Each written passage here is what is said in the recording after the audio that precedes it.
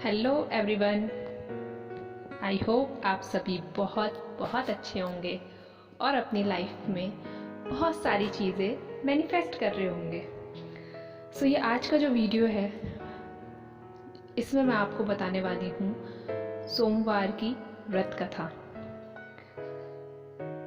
ध्यान से सुनिएगा। एक समय की बात है, किसी नगर में एक साहूकार रहता था। उसके घर में धन की कोई कमी नहीं थी, लेकिन उसकी कोई संतान नहीं थी। इस कारण वह बहुत दुखी था।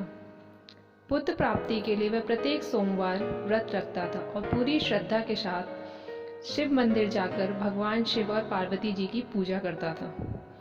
उसकी भक्ति देखकर एक दिन माँ पार्वती प्रसन्न हो गई और भगवान शिव से उस साहूकार की मनोकामना पूर्ण करने का आग्रह किया। पार्वती जी की इच्छा सुनकर भगवान शिव ने कहा कि हे पार्वती, इस संसार में हर प्राणी को उसके कर्मों का फल मिलता है और जिसके भाग्य में जो हो उसे भोगना ही पड़ता है। लेकिन पार्वती जी ने साहूकार की भक्ति का मान रखने के लिए उसकी मनोकामना पूर्ण करने की इच्छा जताई। माता पार्वती के आग्रह पर शिवजी ने साहूकार को पुत्र प्राप्ति का वरदान तो दिया, लेकिन साथ ही यह भी कहा कि उसके बालक की आयु केवल 12 वर्ष होगी। माता पार्वती और भगवान शिव की बातचीत को साहूकार सुन रहा था। उसे ना तो इस बात की खुशी थी और ना ही दुख। वह पहले की भांति शिव जी की पूजा करता रहा। कुछ समय के बाद साहूकार के घर एक पुत्र का जन्म हुआ। जब वह बालक 11 वर्ष का हुआ तो उसे पढ़ने के लिए काशी भेज दिया गया। साहूकार ने पुत्र के मामा को बुलाकर उसे बहुत सारा धन दिया और कहा कि तुम इस बालक को काशी विद्या प्राप्ति के लिए ले जाओ और मार्ग में यज्ञ कराना। जहाँ भी यज्ञ कराओ वहाँ ब्राह्मणों को भोजन कराते और दक्षिणा देते हुए जाना।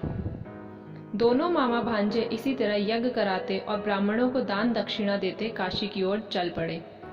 रात में एक नगर पड़ा जहाँ नगर के राजा की कन्या का विवाह था, लेकिन जिस राजकुमार से उसका विवाह होने वाला था वह एक आंख से काना था। राजकुमार के पिता ने अपने पुत्र के काना होने की बात को छुपाने के लिए एक चाल सोची। साहूकार के पुत्र को देखकर उसके मन में एक विचार आया। उसने सोचा, क्यों न इस लड़के को दूल्हा बनाकर राजकुमारी से विवाह करा दूं। विवाह के बाद इसको धन देकर विदा कर दूंगा और राजकुमारी को अपने नगर ले जाऊंगा। लड़के को दूल्हे के वस्त्र पहनाकर राजकुमारी से विवाह करा दिया गया, लेकिन साहूकार का पुत्र ईमानदार था। उसे यह बात न्याय संगत नहीं लगी। उसने अवसर पाकर राजकुमारी की चुन्नी के पल्ले पर लिखा कि तुम्हारा विवाह तो मेरे साथ हुआ है, लेकिन जिस राजकुमार के संग तुम्हें भेजा जाएगा वह एक आंख से काना है। मैं तो काशी पढ़ने जा रहा हूँ। जब राजकुमारी ने चुन्नी पर लिखी बातें पढ़ी तो उसने अपने माता पिता को यह बात बताई। राजा ने अपनी पुत्री को विदा नहीं किया, जिससे बारात वापस चली गई। दूसरी ओर साहूकार का लड़का और उसका मामा काशी पहुंचे और वहां जाकर उन्होंने यज्ञ किया। जिस दिन लड़के की आयु 12 साल की हुई उसी दिन यज्ञ रखा गया। लड़के ने अपने मामा से कहा कि मेरी तबीयत कुछ ठीक नहीं है। मामा ने कहा कि तुम अंदर जाकर सो जाओ। शिवजी के वरदान अनुसार कुछ ही देर में उस बालक के प्राण निकल गए। मृत भांजे को देख उसके मामा ने विलाप शुरू किया। संयोगवश उसी समय शिवजी और माता पार्वती उधर से जा रहे थे। पार्वती ने भगवान से कहा, मुझे इसके रोने के स्वर सहन नहीं हो रहा है। आप इस व्यक्ति को कष्ट को अवश्य दूर करें। जब शिवजी मृत बालक के समीप गए तो वह बोले कि यह उसी साहूकार का पुत्र है जिसे मैंने 12 वर्ष की आयु का वरदान दिया। अब इसकी आयु पूरी हो चुकी है। लेकिन मातृभाव से विभोर माता पार्वती ने कहा कि हे महादेव, आप इस बालक को और आयु देने की कृपा करें, अन्यथा इसके वियोग में इसके माता पिता भी तड़प तड़प कर मर जाएंगे। माता पार्वती के आग्रह पर भगवान शिव ने उस लड़के को जीवित होने का वरदान दिया। शिवजी की कृपा से वह लड़का जीवित हो गया। शिक्षा समाप्त करके लड़का मामा के साथ अपने नगर की ओर चल दिया।